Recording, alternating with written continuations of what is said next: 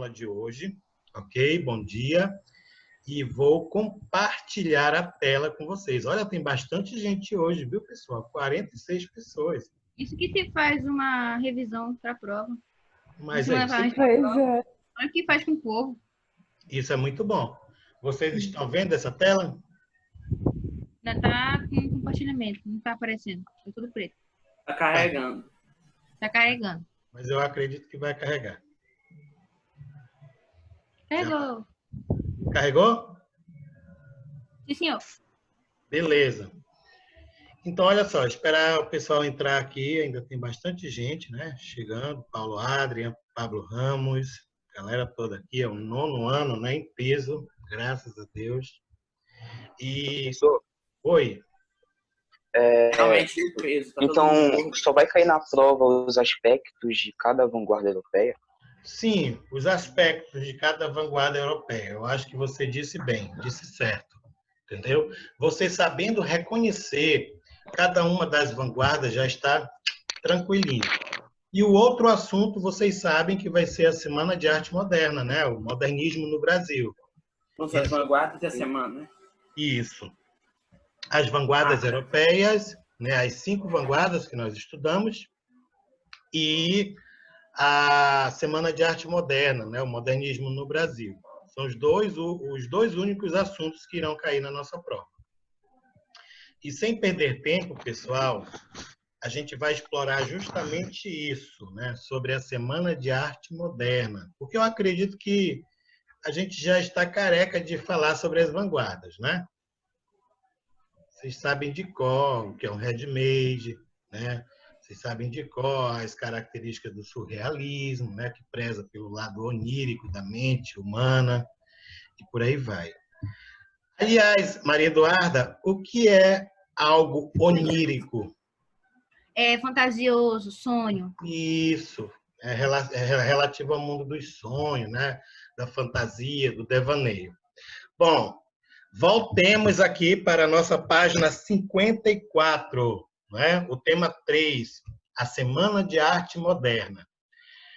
Para começar, que técnica foi essa que o Di Cavalcanti utilizou para fazer esse cartaz aqui da Semana de Arte Moderna? Para quem não sabe, gente, isso aqui é uma técnica da xilogravura, viu?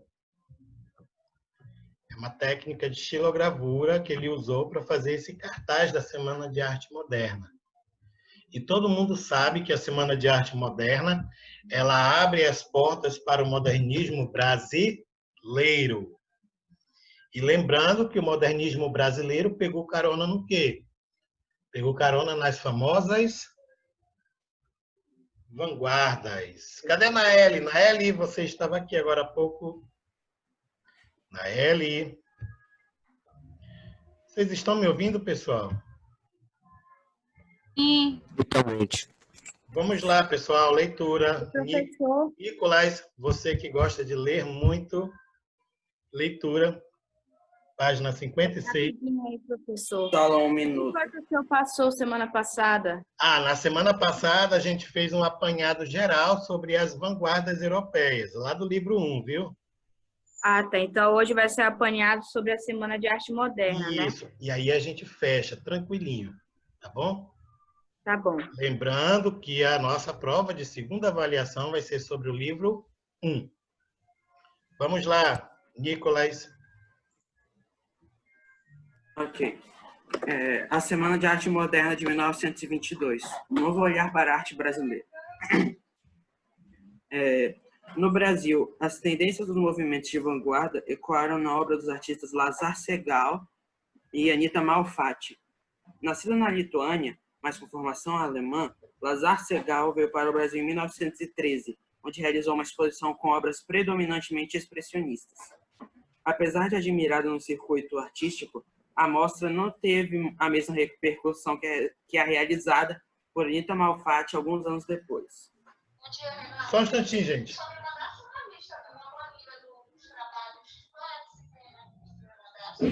Porque não foi você que passou o trabalho de literatura também? Bom dia, Renê. Essas listas aí que eu te passei, elas são relacionadas às duas disciplinas, arte e literatura. Tá, pessoal, é a Renê. Tá. Sim, então olha Nice. só o Nicolas falou aqui agora há pouco, pessoal, de que em 1913 o Lazar Segal ele realizou uma exposição com obras predominantemente expressionistas, apesar de admirada no circuito artístico, a mostra não teve a mesma repercussão que a realizada por Anita Malfatti, né? Vocês lembram que eu falei para vocês, pessoal, que para que seja considerado algo moderno, tem que causar o quê? Estranheza. Sentimento de estranhamento. Isso, estranhamento. As obras do Lazar Segal e as obras da Anitta, né, fizeram um sucesso, sim, por um público seleto, um público intelectual, né, que visava essa renovação da arte, da cultura. Só que a Anitta foi a que causou mais polêmica, tá entendendo? A Maria Eduarda estava me mostrando agora há pouco algumas pinturas da Anitta, né? Que era do Homem do Rosto Amarelo, que era essa daqui, não era? Né? Imagina só, imagina só como foi a aceitação da galera naquela época, pessoal. A galera não gostou muito, não. A galera torceu O Monteiro Seu Lobato, né, nariz. também falou mal. Isso, né? Teve um poeta, um escritor brasileiro pré-modernista chamado Monteiro Lobato. Ele escreveu um manifesto inteiro, né, numa coluna de um jornal, atacando as obras da Anitta, dizendo que esses ismos eles vinham como uma espécie de afronta, como uma espécie de, como é, meu Deus, de heresia para o mundo da arte, né? Ele disse que isso era praticamente um sacrilégio trazer esses ismos para cá para o Brasil. Então ele não curtiu muito. Continua a leitura aí para mim, Ana Clara. Financiada pelo tio. Financiada pelo tio, Anitta foi estudar em Berlim, na Alemanha, em 1910, onde conheceu o movimento expressionista. 5 anos mais tarde, mudou-se para Nova York, nos Estados Unidos, onde conviveu com vários artistas de vanguarda, como Marcel Duchamp. Isso. De volta ao Brasil, expôs seus trabalhos influenciados pelos movimentos de vanguarda. Suas pinturas dessa época eram conhecidas por serem coloridas e cheias de personalidade. A exposição, ocorrida em 1917, causou muita polêmica e discordância, antecipando o que aconteceria 5 anos depois, na Semana de Arte Moderna. A arte de Anita Malfatti chegou a ser classificada pelo escritor Monteiro Lobato como anormal ou teratológica, monstruosa. Monstruosa. Ele lembra que eu falei para vocês que ele escreveu um manifesto, né, atacando as obras da Anitta. Só que ele não sabia qual era a proposta da Anitta. A Anitta ela voltou da Europa trazendo as propostas expressionistas. Lembra que ela teve contato lá com as vanguardas e tudo mais? Então, quando a gente fala do expressionismo, eu posso ter o domínio da cor, dos traços, da tinta, da maneira que eu quiser, entendeu? O espectador que aceite ou não a minha maneira de pintar, né? A minha expressividade, a minha poética. Tanto que ela realizou, né, esse quadro aqui, O Homem Amarelo, né? Por que o Pedro está levantando a mão aqui? Pode falar, Pedro. Pedro. Foi sem querer, pode continuar, professor. Tá. Sem querer. Então, gente, tudo começou com essas duas exposições. Lazar Segal, né, em 1913, e a Anita Malfatti, em 1917. Vocês sabem, pessoal, que esse período, entre 1913 e 1917, olha, 1913 faltava um ano para começar a Primeira Guerra Mundial. E 1917 ainda estava ocorrendo a Primeira Guerra Mundial, não é? Olha o contexto, pessoal, em que essas obras elas vão ser realizadas, né? Lembrem-se que as vanguardas elas vão surgir nesse contexto de renovação, de nova visão do mundo, do artista diante desse mundo caótico de transformação que foi o século XX. Leitura, Maria Eduarda. Você já leu, Maria Eduarda? Acho que foi nas outras aulas. Tá. Nos anos de 1920, a grande parte do Brasil era essencialmente rural, já que a economia era sustentada pelo cultivo do café e pela pecuária. O país, repleto de características contraditórias, representava uma cultura popular rica e diversificada nas várias regiões. O outro Brasil era dos centros urbanos de São Paulo e então capital federal, o Rio de Janeiro. Neles predominavam os modelos culturais da elite europeia, sobretudo da França. Foi nesse cenário que ocorreu a Semana de Arte Moderna de 1922. O objetivo era inserir o país no contexto de arte moderna e resgatar as características do folclore brasileiro. Dentre os principais artísticos, a programação contou com palestras sobre arte, literatura, apresentações de música e dança, as exposições de pintura e escultura. O evento aconteceu no dia 13, 15 e 17 de fevereiro de 1922, no Teatro Municipal de São Paulo, alugado pelo empresário René Trollier, liderados pelo escritor Oswaldo de Andrade. Artistas de várias áreas se organizaram para sua realização. Os músicos Heitor e Lúcia Villa-Lobos, Guiomar Novaes, Paulina Dom Ambrose... Isso tem nome esquisito. Sim, Hernani Braga, Alfredo Gomes e Frutuoso Viana, né? Além dos escritores Mário de Andrade, Antônio Carlos Couto, Manuel Bandeira, Graça Aranha, entre outros, né? Então, pessoal, percebam que a Semana de Arte Moderna ela foi uma espécie assim, de Liga dos Vingadores, tá entendendo? Foi assim como se fosse uma Liga da Justiça, porque os intelectuais se juntaram à Anitta. A Anitta foi a primeira vingadora, digamos assim.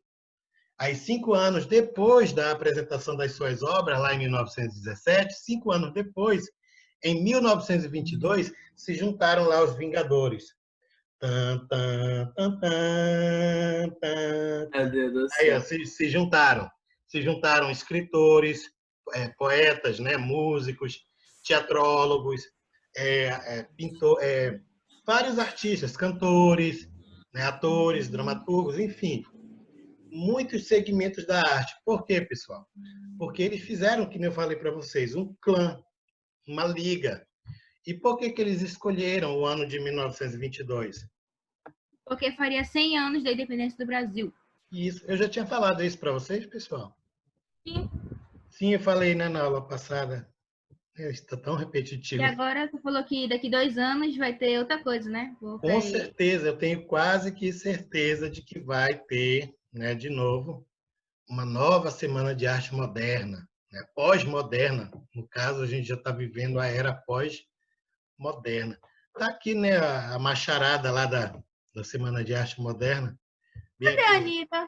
Pois é, ela não está aqui nessa foto. Mas nós temos aqui o Oswald, eu conheço a lata do Oswald, né? O Oswald de Andrade. Aqui o Mário de Andrade, olha, eles não eram irmãos, não eram parentes, só tinham o mesmo sobrenome. Se eu não me engano, esse daqui é o Manuel Bandeira, né? O Graça Aranha, parece. Tá? E dentre outros. Pode falar. Primeiro teve o Lazar Segal, que fez uma exposição em 1913, que não teve muita repercussão. Isso. Chegou a Anitta Malfatti, que causou muito BO em 1917. É igual a Anitta. Daí ela juntou os Vingadores e foi fazer a Semana de Arte Moderna em 1920. Mas não vai colocar esse nome assim, Vingadores, na prova não, viu? Pelo amor de Deus. Eu sei, tá bom. Ela juntou assim uma espécie de equipe, tá entendendo? A equipe se formou assim em prol dessa renovação da arte, da cultura. Aqui, pessoal, a gente fala um pouco sobre a pintura e a escultura, né? Que a gente vai ter como representantes o escultor. Os vanguardores. Né? Os vanguardores. Boa. Créditos aí pro Gabriel. O Monteiro Lobato é o Thanos e os outros são os Vingadores. Mais ou menos. Nossa, deu vontade de desenhar isso. Deu vontade de desenhar. Aqui, pessoal, a gente tem na escultura o artista Vitor Brecheret, né? o Di Cavalcanti na pintura, o John Grais, né, que vai ser outro pintor, Vicente do Rego Monteiro, dentre outros, né, que vão seguir essas tendências. Percebam, pessoal, aqui na obra meu Deus, Di De Cavalcanti, Cavalcante. né, que a gente tem alguns traços do cubismo, né? Lembra muito os traços Fauvi. do fauvismo também, mas apesar de beber nas fontes das vanguardas, a gente tem a cultura brasileira em cena. É uma cena do cotidiano, né, de algumas garotas, né? Cena de moças o quê? Tá pequenininho aqui. As moças Guaratinguetá, né? De Guaratinguetá, né? Lembrem-se que o modernismo brasileiro ele vai pegar carona nas vanguardas, mas vai trazer para esse contexto, né, brasileiro, para a nossa cultura, agregando, comendo, né, aquilo que vinha de fora, digerindo e produzindo algo genuinamente nosso. Aqui a gente tem algo relacionado à arte abstrata, né? Uma obra sem título de John Grais, um abstracionismo. Nós temos aqui o Vicente do Rego Monteiro, que é o atirador de flechas, né? Isso aqui, na verdade, é uma releitura de uma obra romântica lá do século XIX. E aqui a gente já tem do século XX, seguindo os traços do quê? Também do cubismo. Olha as linhas retas, né? Muito precisas, mecânicas. E por aí vai. Viu? Oi, A Cecília vai ter que sair porque a internet dela tá caindo muito. tá tudo bem. Eu estou gravando essa aula e vou postar na plataforma, tá bom? Diz para ela. Tá bom. Tá? Agora responda. A Semana de Arte Moderna de 22 tinha como objetivo romper com a influência da arte e da cultura europeia clássicas e valorizar a cultura brasileira. Hoje em dia, você acha que nossa sociedade valoriza as manifestações genuinamente brasileiras? Ou ainda somos muito influenciados pelas culturas estrangeiras? A gente é muito influenciada pelas A gente é muito culturas influenciado. estrangeiras. A gente é xenófilo, cara. A gente é xenófilo, a gente é doido pelo que vem do exterior. É incrível. Pois é. A gente, assim, infelizmente, a gente torce, né, o nariz, torce a nossa cara porque é produzido aqui. Infelizmente, né, a gente não consegue, eu falo assim, na maioria dos brasileiros que não consegue discernir, né, essa capacidade de criação do brasileiro. O brasileiro ele tem muita capacidade criativa, ele tem muita capacidade, né, de se tornar um bom artista e tudo mais. Acontece que o Brasil, gente, ele é um país que tem todas as culturas e não tem nenhuma. E acaba criando assim, uma espécie de confusão.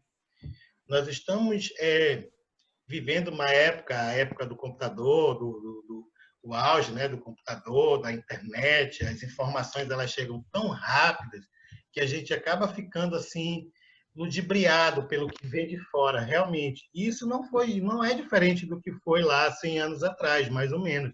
Entendeu?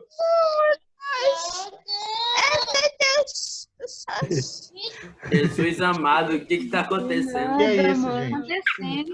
Acontecendo. Eu escrevi nessa questão. Não valoriza, desde a arte, produtos, serviços, todos que são estrangeiros ou importados são mais valorizados. Pois é. Olha, domingo passado, o meu amigo, né, eu estava assistindo o filme com o meu amigo, e assim, olha, hoje a gente não vai assistir nem o filme da Marvel, nem da DC, nem de nenhuma outra produtora. A gente vai assistir só cinema nacional.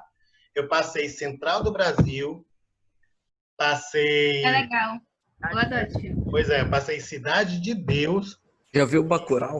E Acho Bacurau, eu só conheci Minha esse opinião. filme, né?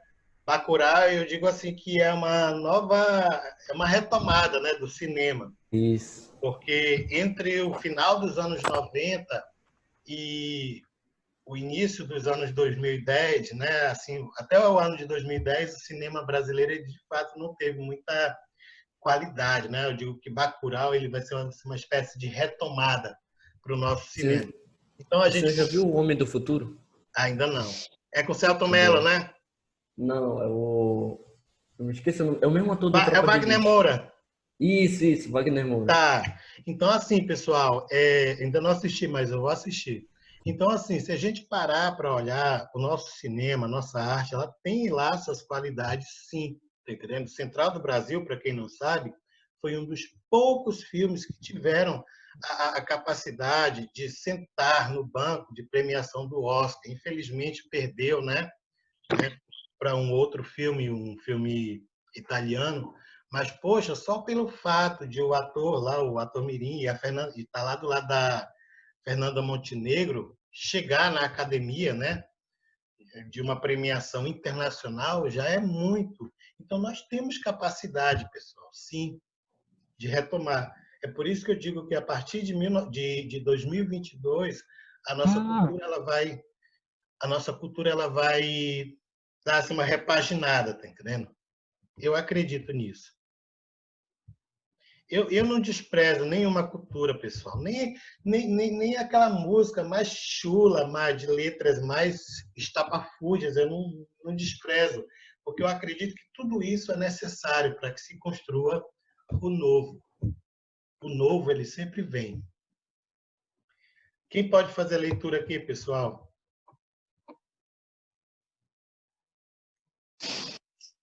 Vamos lá. O problema do cinema brasileiro é que o povo, ele gosta de apelar, O né? que foi que você perguntou? Eu queria que o Gabriel Monte lesse aqui, pessoal. A elite Ah, tá. paulistana.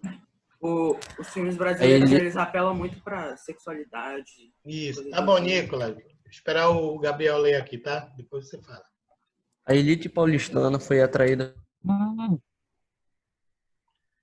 Já? Olá? Eu não estou te ouvindo, Gabriel. Também não tô ouvindo, não. Caiu a ligação do Eu Gabriel. acho que caiu a ligação. É que a minha internet cai muito. Yuka, tu não quer ler, Yuka? Bota pra ler. Yuka. Não, é a Letícia. Não, deixa eu. A Maria disse que quer ler.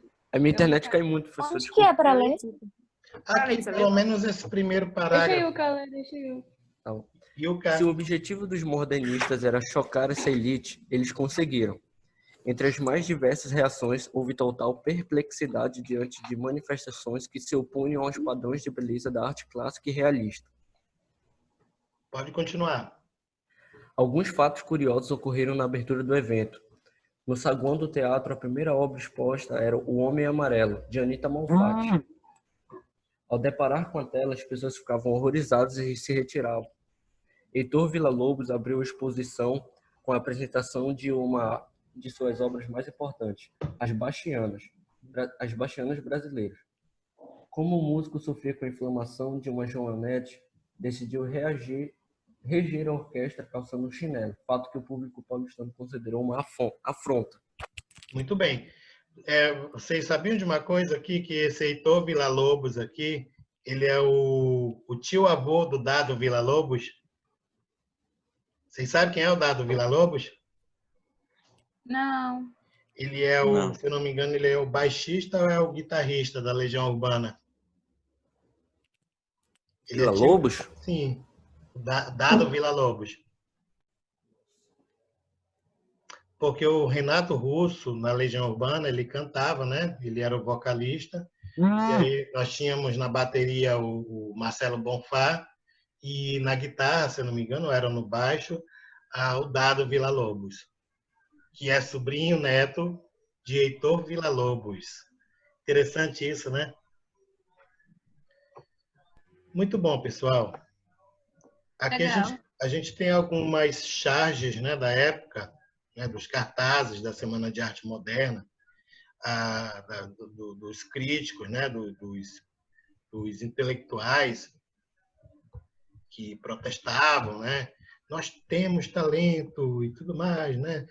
Causou-se um reboliço, causou-se uma reviravolta, né, no mundo da arte.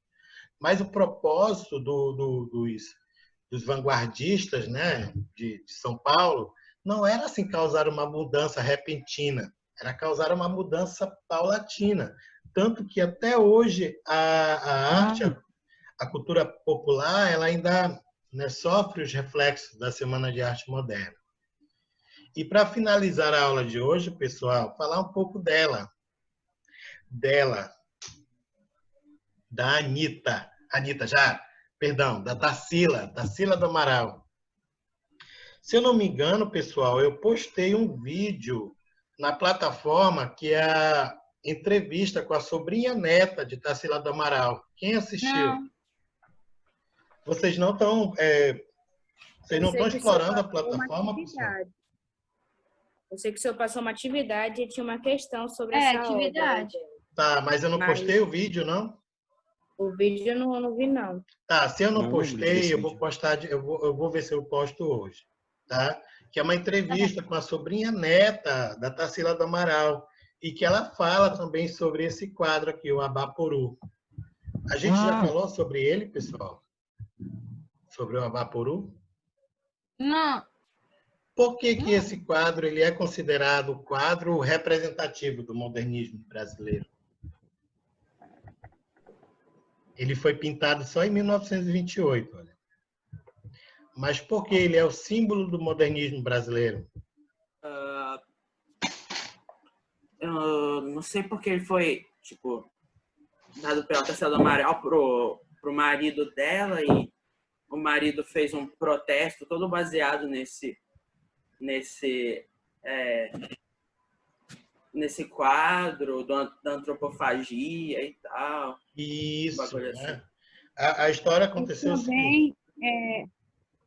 Pode falar. Professor, de acordo aqui com o Liro, está dizendo que ele pregava que a cultura brasileira, né, as artes brasileiras precisavam devorar, né, as influências de fora. Então, eu acho que deve ser por isso que fez com que ela ficasse muito popular, né? Porque eu acho que é tipo de uma forma de voltar a gente resgatar a nossa cultura, né? Que foi tipo que deixar de lado e a gente preferiu as de fora. Aí aqui já está dizendo aqui, né? Que pregava que a cultura e a arte brasileira precisavam devorar as influências estrangeiras e a partir delas criar algo novo e genuíno. Muito bom, pessoal. É basicamente isso.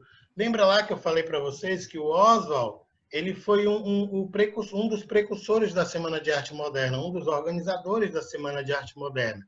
Ele era casado com Anita Malcum. Anita, não sai da minha cabeça. Ele era casado com Tarsila do Amaral. E a Tarsila do Amaral, durante a Semana de Arte Moderna, ela estava viajando, ela estava para a França, né, para a Europa, fina, rica, bonita, né? Super antipática. E ficou o Oswald aqui organizando a semana. Só que a Tarsila, ela ficou a par de tudo, ela ficou sabendo de tudo que aconteceu aqui no Brasil, na Semana de Arte Moderna. Quando ela voltou, né? E quando foi lá no ano de 1928, ela pintou um quadro e deu de presente ao marido dela, o Oswald de Andrade, né? Num dos seus aniversários. E o Oswald, ele estava escrevendo um manifesto com relação à Semana de Arte Moderna. E olha só, já tinham se passado 6 anos daquele evento. E ele escreveu um manifesto, o qual ele deu o nome de antropofagia, né? O manifesto antropofágico, inspirado nesses rituais indígenas, né? Em que a tribo vencedora, né? Ela tinha que comer a carne do inimigo para absorver a sua força, a sua virtude. Tio, Oi. o Márcio vai ter que sair para fazer um negócio, ó. Tá, tudo bem. Eu estou gravando, eu vou postar na plataforma esse vídeo também. Tá bom. Tá? Então, assim, pessoal, ele deu o nome do quadro de Abaporu, porque Abaporu é uma palavra em tupi-guarani, que significa o quê? O devorador, o comedor, né? Então, olha só. Pintou para o marido Oswald de Andrade a tela Abaporu, que se tornaria um dos seus trabalhos mais célebres. Abaporu é uma palavra indígena que significa antropófago, aquele que devora a carne humana. Inspirado por esse quadro, Oswald de Andrade criou o Manifesto Antropofágico, que pregava que a cultura e a arte brasileiras precisavam devorar as influências estrangeiras e, a partir delas, criar algo novo e genuíno. Entenderam, pessoal? Aí eu passei esse quadro também, não foi para vocês pesquisarem? Foi. Vocês Foi. entenderam esse quadro aqui, pessoal? Tem É a alguma, mistura. tem alguma coisa com esse quadro aqui, olha? É inspirado na Tem. tradição É tudo pezão, né? A gente tem aqui o Abaporu, né? Aquele mesmo lá do quadro de 1928. E a gente tem aqui um outro quadro da Tarsila chamado A Negra. É branca. Né? Ela pintou, pessoal, como se fossem dois quadros aqui, a Negra e o Abaporu. Por isso que o nome desse quadro aqui é Antropofagia, porque tem a ver com essa mistura, com essa agregação, entendeu? E aqui o Abaporu, pessoal, Coisa repugnante. porque mãos e pés grandes. Porque, né? Eu não sei, né? Também Olha, Eu, tem deve ser várias... algo para ajudar a devorar mais as pessoas, as coisas, não sei, né? Ela tá voando. Pisa bem na... Por causa pelo sentido da Pisa. palavra, né? Não, assim, gente, porque esse quadro, ele pode representar várias coisas. Ele pode representar o homem brasileiro, o homem nordestino, o sertanejo, pode representar o negro da senzala, pode representar o índio, pode representar o branco, ele pode representar todas as raças. Acontece que ele é brasileiro. Ele é mostrado aqui com a cabeça pequenininha e com os membros grandes, pés e mãos grandes, para simbolizar que o homem brasileiro ele é trabalhador. Ele usa muito da força braçal e tem a cabeça pequenininha porque não usa a cabeça. Porque tem pouca capacidade não, porque ele tem pouco trabalho intelectual. O homem brasileiro comum, a maioria, o povão, ele é mais voltado ao trabalho braçal do que ao trabalho intelectual. É como se ela estivesse fazendo uma crítica, entendeu? E também, pessoal, ele pode ser interpretado como um autorretrato da própria Tarsila nua, Tarsila do Amaral nua, como se ela tivesse diante de um espelho, né, sentada nua diante de um espelho desses do lado de um cacto, desses espelhos que ficam no chão. O cacto ele poderia ser assim uma analogia à figura do Oswald de Andrade, não é? Ele é um cacto. Pode ser. Vocês vão entender tudinho na entrevista que eu vou postar para vocês, tá bom? Parece que tem um pêssego voando no céu. Não é um sol. Isso aqui na verdade é um sol. É uma né? florzinha, uma florzinha. Pode ser uma florzinha de mandacaru. Eu só vejo um pêssego sem semente. Tio, daqui a 3 minutos o sol acaba, tio. Mas pode ser... Enquanto isso a gente tá falando do pêssego. É a bola do Ribamar. É a bola do Ribamar. Pessoal, é basicamente isso.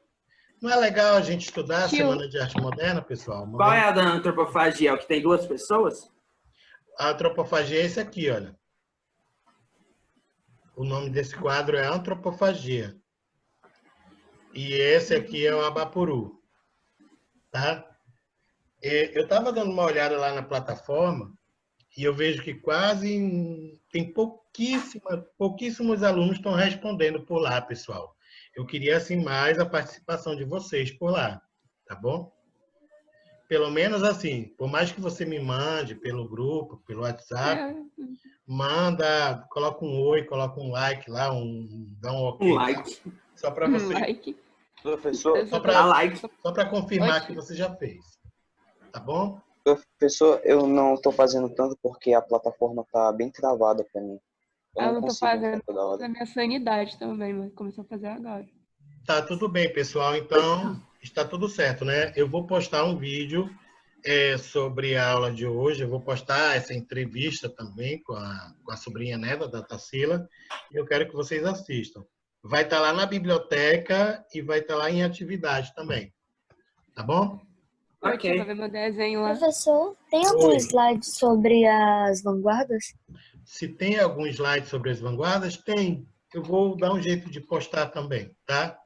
Eu vou dar um jeito de fazer tudo isso hoje.